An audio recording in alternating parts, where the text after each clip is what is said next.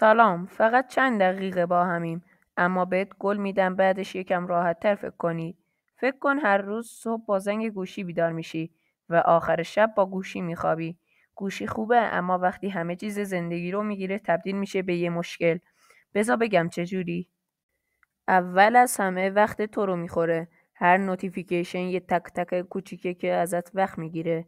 یه پست، یه ویدیو حساب کنی میبینی روزی چند ساعت داری گوشی میبینی و دیگه نمیتونی زمان رو به عقب برگردونی و حسرت میخوری و میگی چرا کارهایی رو که میتونستم انجام بدم مثل درس خوندن یا ورزش و حرف زدن با آدمای دور و برم رو چرا انجام ندادم.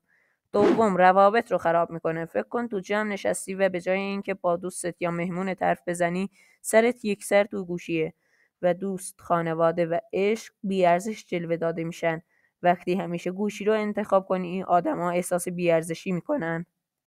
این حرف رو همیشه به یاد داشته باش. رابطه ها نیاز به حضور دارن، نه فقط حضور فیزیکی و حضور واقعی بدون تکون دادن و دیدن گوشی. سوم، خواب و سلامت روان رو به هم میریزه. نور آبی صفحه گوشی خواب رو به هم میزنه و خبری از خاموش شدن ذهن نیست. اگه بیش از حد شبکه‌های اجتماعی ببینی ناخودآگاه خودتو با بقیه مقایسه میکنی و میگی زندگی‌هاشون همیشه بهتر و شادتر به نظر میرسه. این مقایسه ها میتونن اضطراب، افسردگی و احساس تنهایی به وجود بیارن. نکته چهارم، حریم خصوصی و امنیت. اطلاعاتت رو گوشیه، از عکس و پیام گرفته تا موقعیت و سرچ. هر کلیک بی دقت روی لینک ها ممکنه یه قطعه از حریم خصوصی رو به فروشنده ها، هکرها یا حتی خود شبکه بدن و کم کم حس میکنی همه جا دیده میشی و این خودش فشار روانی ایجاد میکنه.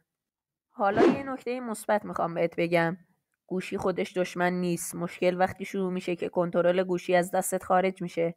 پس چیکار کنیم؟ چند تا راه حل ساده. 1. نوتیفیکیشن های اضافه رو ببند. فقط چیزهای ضروری بمونن. 2. وقتی کار مهمی داری گوشی رو بذار رو حالت تمرکز. 3. زمان گوشی رو محدود کن.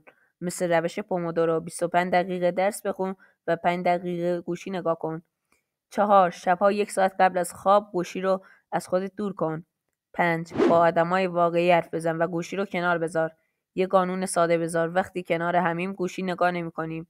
خلاصه گوشی میتونه زندگی تو رو نابود کنه و اگه شب و روز ازش استفاده میکنی وقت و تمرکز و رابطه و خواب و آرامش رو ازت میگیره. اما اگه ازش هوشمندانه استفاده کنی میتونه کمکت کنه. انتخاب با توه. مرسی که تا آخر به حرفام گوش دادین و حالا یه نگاه به گوشیت بنداز و ببین چند تا نوتیفیکیشن باز داری. شاید وقتشه یکیشون رو خاموش کنی.